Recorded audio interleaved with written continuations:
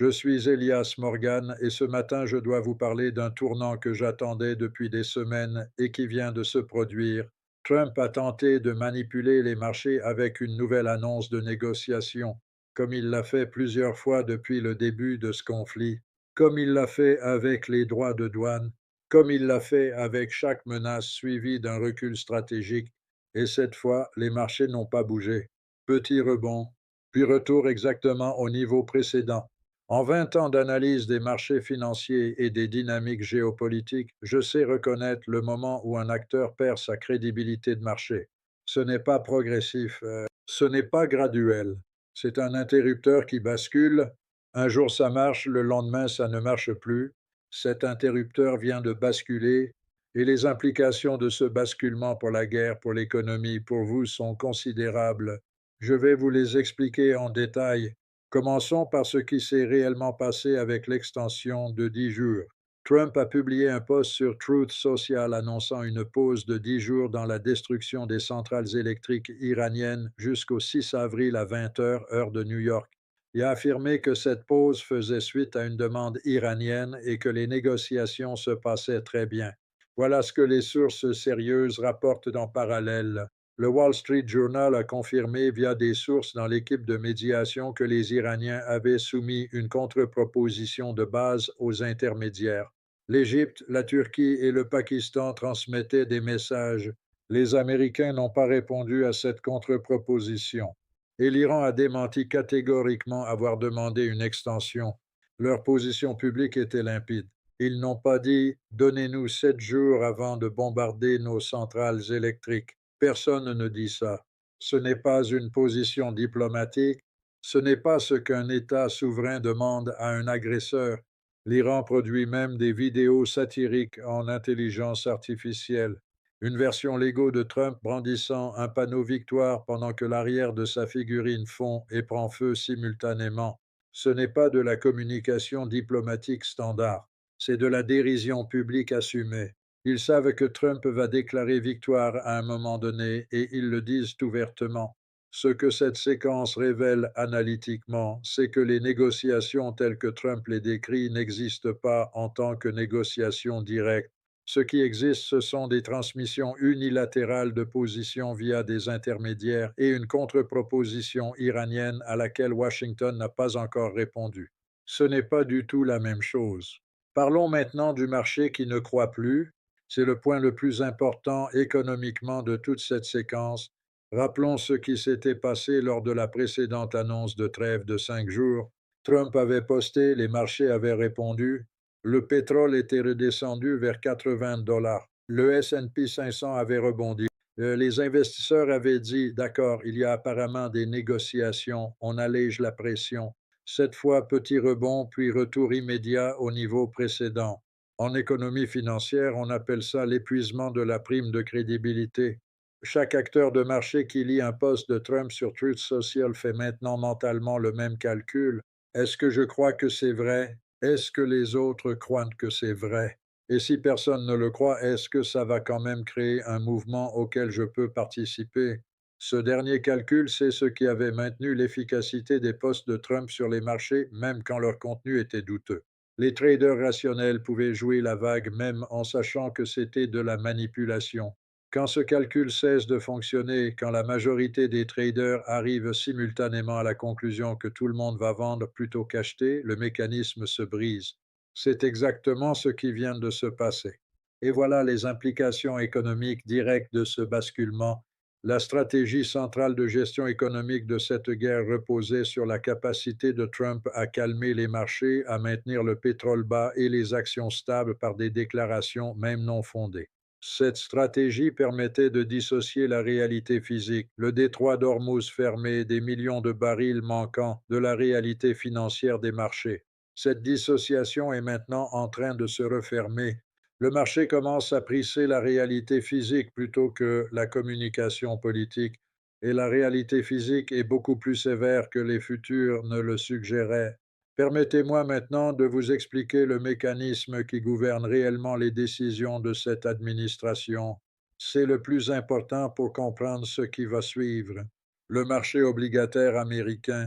spécifiquement le rendement des bons du Trésor américain à 10 ans. Quand Trump a reculé sur ses droits de douane du Liberation Day, c'est parce que les rendements obligataires montaient dangereusement. Quand il a accordé la trêve de 5 jours dans cette guerre, c'est parce que les rendements commençaient à monter.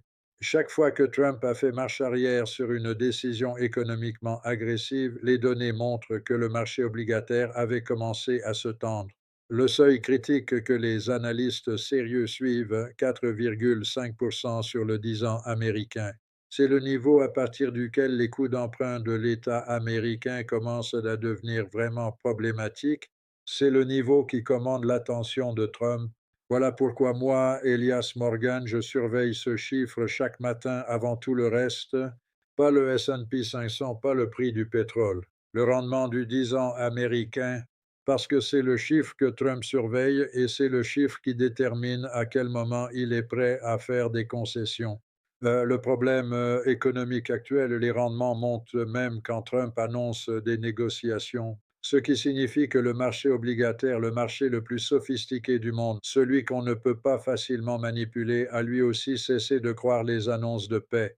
Quand le marché obligataire cesse de croire, c'est une information de qualité différente des mouvements du marché action. Le marché obligataire intègre des horizons de temps plus longs. Il reflète les attentes des grandes institutions, banques centrales, fonds souverains, assureurs. Ces acteurs ne spéculent pas sur les tweets. Ils évaluent la trajectoire économique fondamentale et leur verdict en ce moment est sans appel. La trajectoire économique est négative et une annonce de 10 jours ne change pas cette trajectoire. Voici maintenant un épisode qui illustre parfaitement la distance entre le narratif officiel et la réalité observable. Trump a annoncé que l'Iran avait accordé un grand cadeau en laissant passer des tankers à travers le détroit d'Ormuz. Il a mentionné le chiffre de 8 tankers. Voilà ce que les données de tracking des pétroliers montrent réellement. Il n'y a aucune indication que des tankers significatifs sont passés à travers le détroit avec des cargaisons importantes.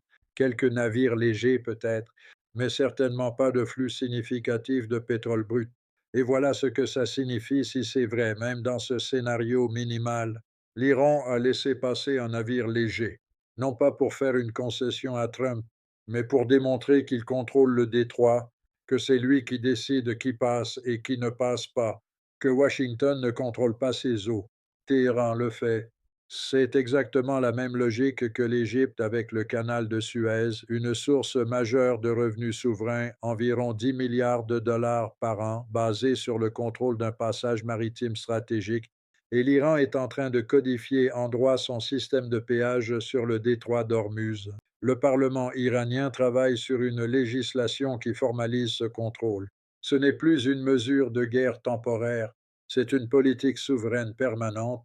Réfléchissez à ce que ça signifie économiquement à long terme. Si l'Iran réussit à institutionnaliser un système de péage sur Hormuz, environ 2 millions de dollars par passage pour les navires de nations neutres, paiement en yuan, accès conditionnel à la neutralité géopolitique, c'est une transformation permanente de l'architecture du commerce maritime mondial qui, ce n'est pas juste une crise, c'est la création d'un nouveau fait géopolitique.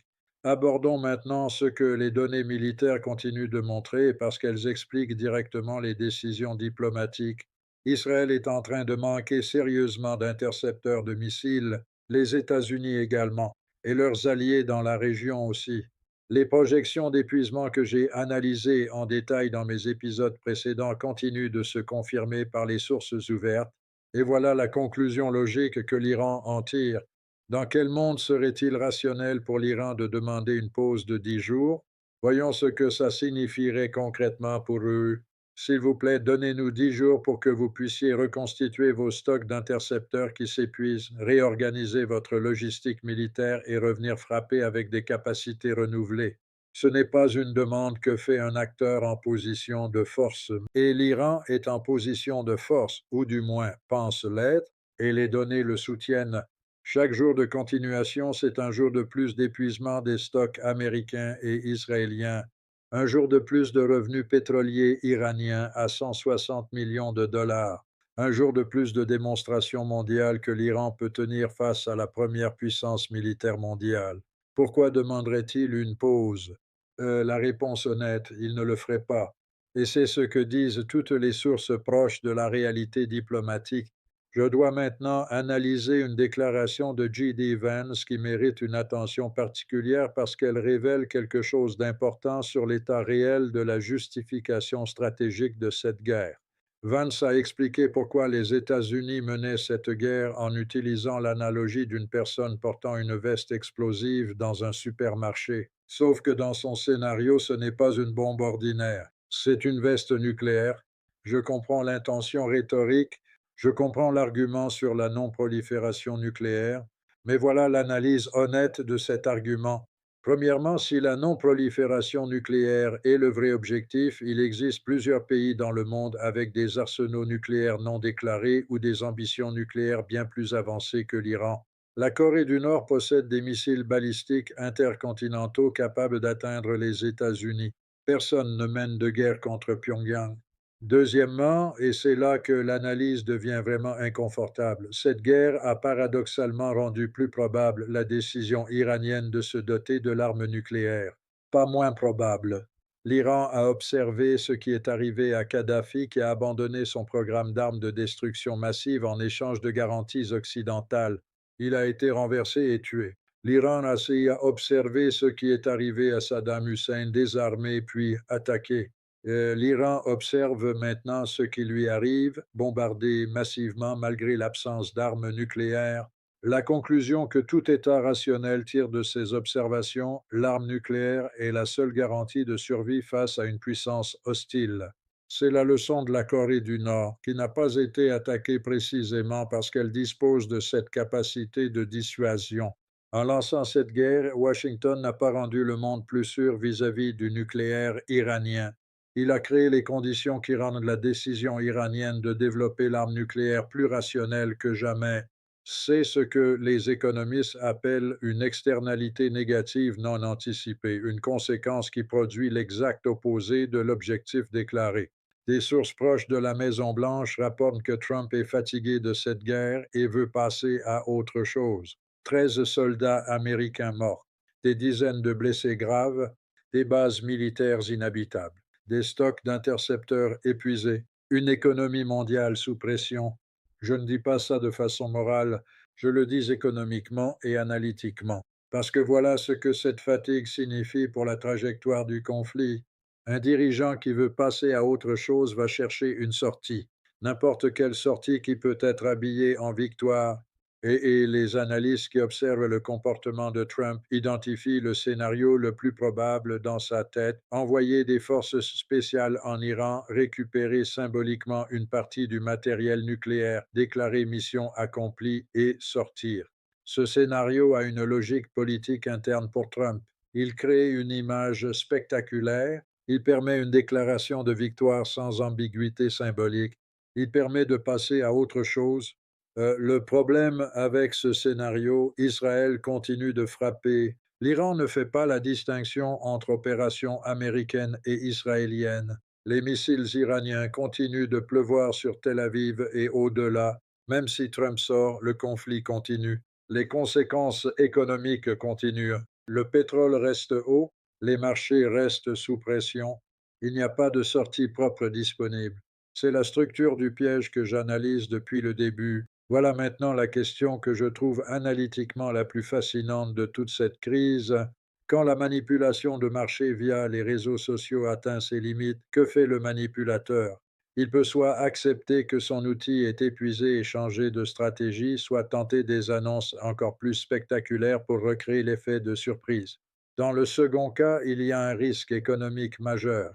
Des annonces de plus en plus spectaculaires créent de la volatilité et la volatilité à la hausse peut créer des paniques à la baisse quand la réalité ne confirme pas les annonces. En économie financière, on appelle ça le cycle de crédibilité descendante. Chaque annonce non confirmée par les faits réduit l'efficacité de la prochaine annonce. Et pour maintenir les faits, les annonces doivent être de plus en plus dramatiques, ce qui augmente le risque de réaction inverse quand elles échouent. Trump est maintenant dans ce cycle. Son outil de manipulation de marché le plus efficace, les posts Truth Social sur les négociations, vient de démontrer son épuisement. La prochaine annonce devra être beaucoup plus spectaculaire pour créer un effet. Et si elle ne se confirme pas, la réaction des marchés pourrait être plus sévère que tout ce que nous avons vu jusqu'ici. Un dernier point que je veux vous présenter parce qu'il connecte la politique étrangère à l'économie domestique d'une façon que les analystes négligent souvent. Les sondages récents montrent qu'une majorité claire d'Américains pensent que cette guerre les rend moins en sécurité, pas plus. Et ça, c'est au début du conflit, quand la popularité d'une guerre est généralement à son maximum. En économie politique, ce signal est extraordinairement précoce et fort. Les guerres suivent généralement une courbe de popularité prévisible, enthousiasme initial, soutien fort dans les premières semaines, érosion progressive quand les coûts humains et économiques se matérialisent. Le fait que la majorité soit déjà sceptique dans les premières semaines, avant que les coûts économiques les plus lourds ne se soient pleinement manifestés dans les prix à la consommation, dans les taux hypothécaires, dans les suppressions d'emplois, suggère que cette courbe va s'éroder beaucoup plus vite que lors des guerres précédentes. Et un président dont l'approbation économique est à 29% dans un contexte de guerre impopulaire, avec des marchés qui cessent de croire ses annonces et des rendements obligataires qui montent, est un président dont la marge de manœuvre politique se réduit rapidement. Cette réduction a des conséquences économiques directes. Elle limite sa capacité à faire passer des lois économiques. Elle augmente la probabilité d'une prise de contrôle du Congrès par l'opposition aux élections de mi-mandat, et elle peut précipiter des décisions économiques erratiques destinées à regagner de la popularité par un coup spectaculaire. Laissez-moi vous donner la synthèse que les données m'imposent ce matin. Nous sommes à un carrefour. Le marché a cessé de croire les annonces de Trump sur les négociations. Les rendements obligataires montent malgré les extensions de délai. Les stocks d'intercepteurs continuent de s'épuiser. L'Iran codifie son contrôle du détroit en droit souverain et les sondages montrent une guerre impopulaire qui va l'être encore davantage. Dans ce contexte, l'extension de 10 jours n'est pas une solution. C'est un répit acheté à crédit, un crédit dont les taux d'intérêt augmentent chaque jour que dure le conflit. Il y a deux scénarios à partir d'ici. Premier scénario, une sortie diplomatique réelle, pas cosmétique. Elle nécessite des concessions que Trump ne peut pas facilement vendre politiquement comme une victoire. C'est le chemin qui évite la catastrophe économique, mais qui a un coût politique énorme. Deuxième scénario, une escalade militaire spectaculaire. Forces spéciales, matériel nucléaire récupéré, déclaration de victoire. Trump passe à autre chose politiquement, mais laisse le conflit structurel intact. L'Iran continue, les coûts économiques continuent. Les marchés ne sont pas dupes. Les 10 prochains jours vont nous dire lequel de ces chemins est choisi. Ce que je sais avec certitude, moi, Elias Morgan, c'est que le marché regarde et il ne croit plus les posts Truth Social. Dites-moi dans les commentaires, pensez-vous que Trump va trouver sa sortie spectaculaire dans les 10 prochains jours, ou cette extension n'est-elle qu'une nouvelle tentative de manipulation qui va échouer à son tour? Partagez cette vidéo avec quelqu'un qui a besoin de comprendre ce qui se passe vraiment. Abonnez-vous et activez la cloche. On se retrouve demain pour suivre la suite de cette crise ensemble. Je suis Elias Morgan. À demain.